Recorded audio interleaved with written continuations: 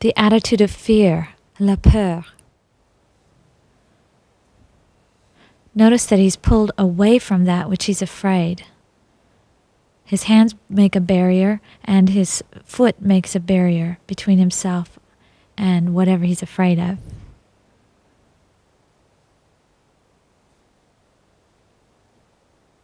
Anger, or la colère.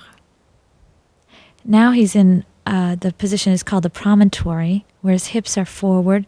So notice the face is like a mask there, and his hands are frozen in an aggressive position, and his weight is forward to show the assertiveness of it.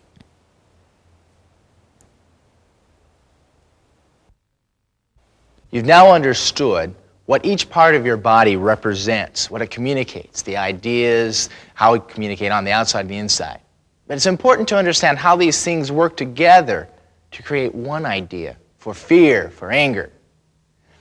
So this third section, Sculpting the Body, is going to take you through the exercises of how to put together the attitude of fear. It's going to be important for you to work with the video very carefully here and notice how the body gets into a position. Then after you've finished that, after you've done what is on the video, look at a sculpture and see if you can analyze how that sculpture got into that position. If you can successfully write it down, you've completed this section. Part 3, found in pages 15 through 18.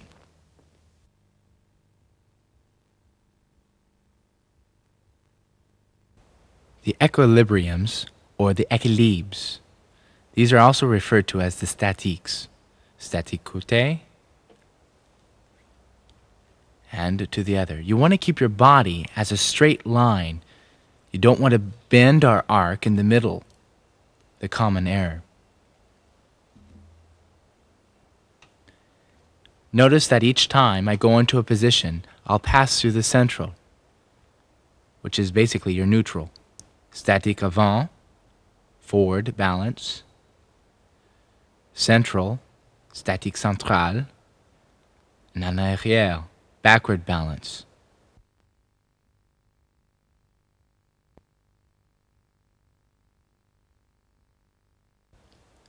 You can also take the équilibres forward and into a circle.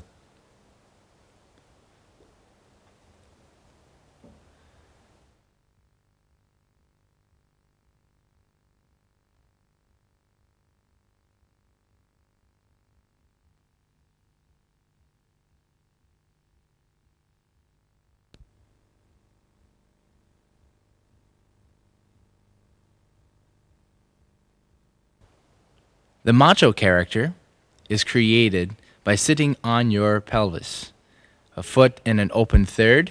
Notice the counterweights of the body. The hands in a demi-fist to create that ready to punch or ready to relax.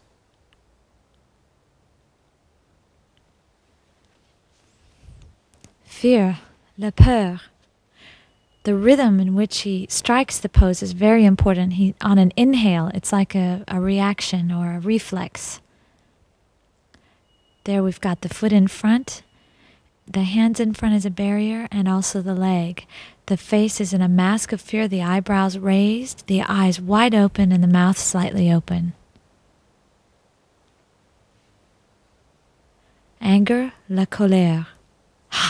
You want to do this on an exhale, and also have a mask of anger and not a grimace or using your facial muscles and moving the face around. It should be a frozen mask of anger.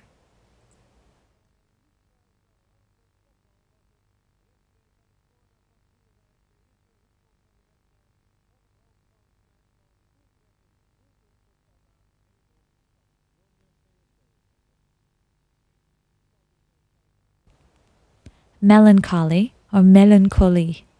Now I step forward onto the promontory, and then I'm downcast as though I'm sad. So there's an inclination. Let's watch how it's constructed. On the promontory, weight forward.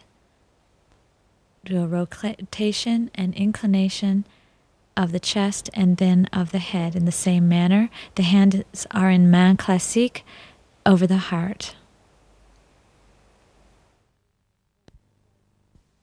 You've created a statue. You've got it frozen. It's communicating your idea, but it's still just a statue.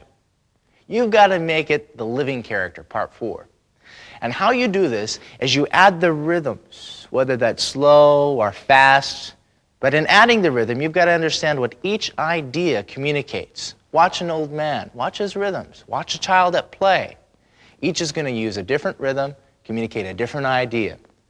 Rhythm is essential for the art of mime. And without mastery of this section, you won't be able to go on.